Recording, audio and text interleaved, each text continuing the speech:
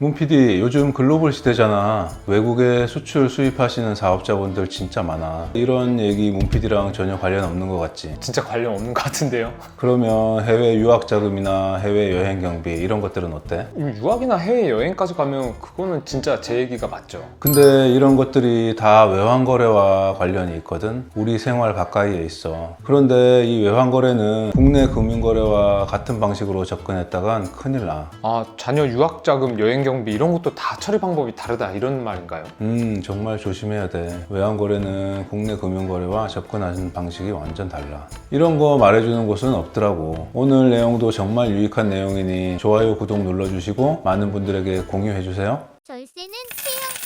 국세청에 근무할 때 국제거래조사국에서도 근무를 했어. 오, 국제거래조사국 하니까 엄청 있어 보이는데요. 해외 탈세 뭐 이런 거 조사하는데요. 요괴 탈세도 조사 많이 하고 금액이 큰 사업자들이나 사람들 많이 조사하지. 그래서 외환거래 자료들 정말 많이 봤거든. 근데 일반 사람들이 생각하는 게 외환거래도 국내 금융거래처럼 국세청에서 조사를 하지 않으면 못 보겠지? 이렇게 생각하시는데 천만의 말씀이야. 아, 그것도 다 볼 수 있어요? 그렇지. 외환거래는 외국환 거래 규정에 따라서 일정 금액 이상이면 자동으로 국세청에 통보를 해주게 되어 있어. 현재 기준은 연간 합산 건당 1만 불 이상이 국세청 통보 대상이야. 아, 이거 마치 옛날에 현금 인출 뭐 1,000만 원 넘으면은 뭐 자동으로 보고된다 그런 느낌이거든요. 그래도 형이 말하는 게 1만 불이라고 했으니까 1,300만 원 정도니까 국내보다는 좀 더 높네요. 그렇지. 국내 금융거래랑 외환거래는 완전히 기준이 다르다고 보면 돼. 근데 1만 불 넘었다고 바로 진짜 자동 통보되고 국세청에서도 보고 막 그렇게 되는 거예요? 외환거래는 1만 불 이상이면 자동으로 통보가 되어 오고 FIU 거래 자료와는 달리 국세청 직원이면 누구나 쉽게 열람해 볼 수 있어. 예를 들어 국내 금융거래로 자녀에게 2천만 원 보내준다고 그러면 그 거래 내역은 일일이 국세청에서 그때그때마다 파악할 수는 없어. 하지만 외국에 있는 자녀에게 외환 자료 2만 불을 송금한다면 그 거래 내역은 국세청에서 바로 알 수 있지. 그래서 이런 원리를 알고 외환거래는 접근을 해야 돼. 근데 예전에 가족 간 계좌 거래도 1,000만 원 넘어가면은 바로 알 수 있다라고 하셨던 것 같은데 왜 여기는 2천만 원 보내도 모른다라고 하시는 거예요? 그거는 고액의 현금 거래라고 해서 CTR 거래고, 고액의 현금 거래가 1,000만 원 이상이면 FIU로 거의 자동 통보가 돼. 하지만 금융 거래로 2천만 원이 거래가 되더라도 FIU로 STR 거래로 자동으로 통보가 되지는 않아. 아, 그러면 1,000만 원이 바로 자동 보고 되는 거는 현금 인출을 했을 때 자동 보고가 되는 거고 계좌 거래를 했을 때는 될 수도 있고 안 될 수도 있다 이런 뜻인가요?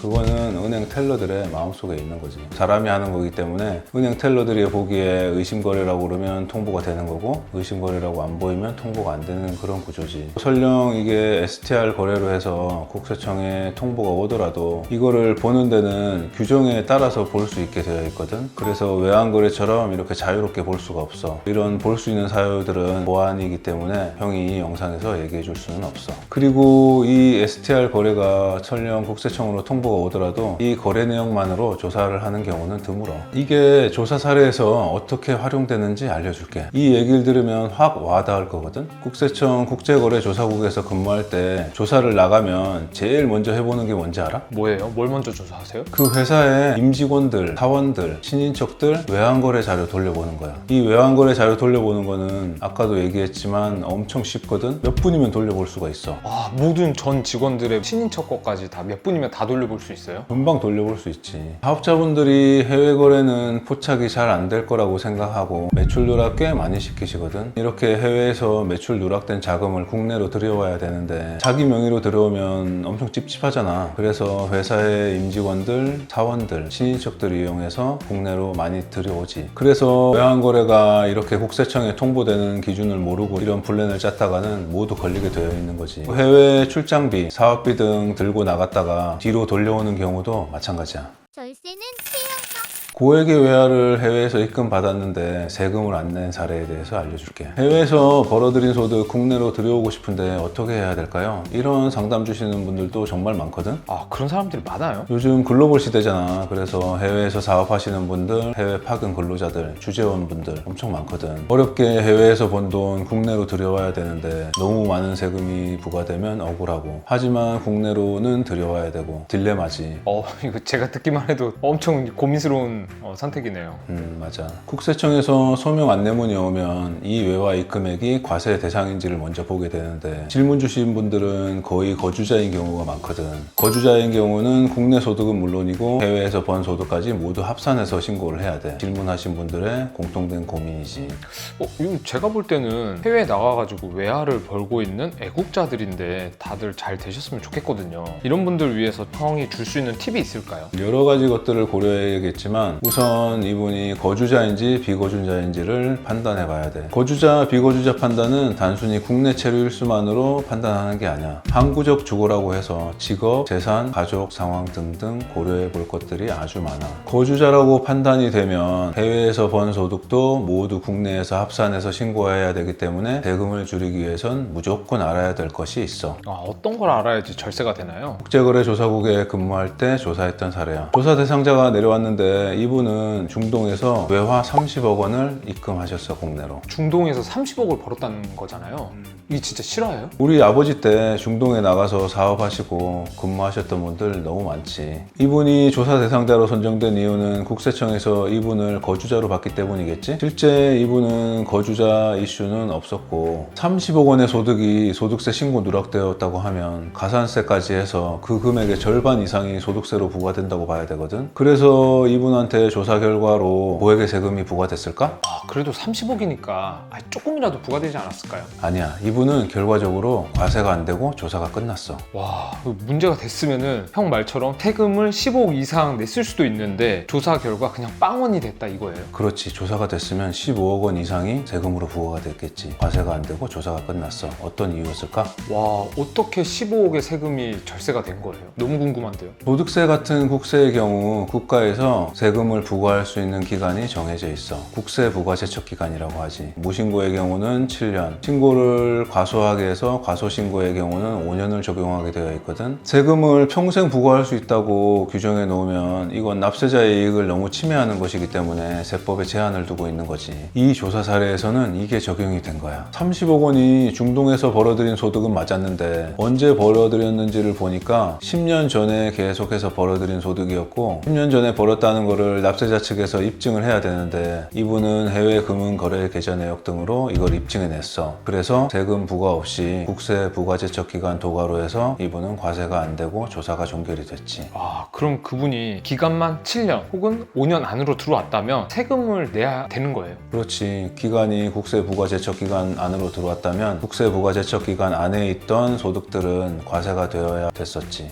근데 하나 궁금한 게요. 아까 그분이 10년 전부터 벌고 있었다고 했는데 지금까지 세금을 하나도 안 내신 거잖아요. 그 기간 동안 어떻게 안 걸린 거예요? 이분이 처음부터 이런 절세 전략을 짜고 해외에서 소득을 들여오지 않은 건 아닌 것 같아. 그분은 단순히 해외에서 돈을 조금 늦게 들어온 것 뿐인데 이런 행운이 찾아온 거지. 근데 여기서 아주 중요한 절세 포인트를 찾을 수 있지. 이 얘기를 지금 들으시고 해외에서 돈 들여오는 시기를 늦춰서 플랜을 짜볼까? 이렇게 생각하시는 분들이 있을 텐데 이게 지금은 어려워. 형이 이 조사를 했던 때가 10년 전이거든. 그때만 해도 해외에서 이렇게 돈을 늦게 들어오더라도 불이익이 없었어. 국세청에서 몰랐던 거예요?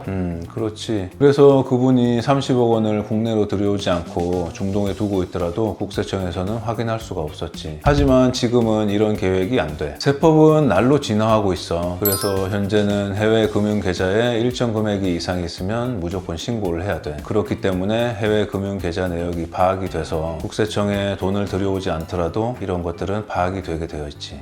어떻게 보면 이 사례는 예전이라서 얻어 걸린 사례고 지금 같은 경우는 기술이 워낙 발전해가지고 버는 즉시 바로 국세청에서 확인을 할 수 있다는 거네요. 그렇지. 그런 것들 때문에 이런 제도가 생긴 것이고 현재는 해외 금융계좌 과태료 제도가 있기 때문에 이런 플랜은 이런 부분까지 다 종합적으로 고려해서 플랜을 짜야 돼.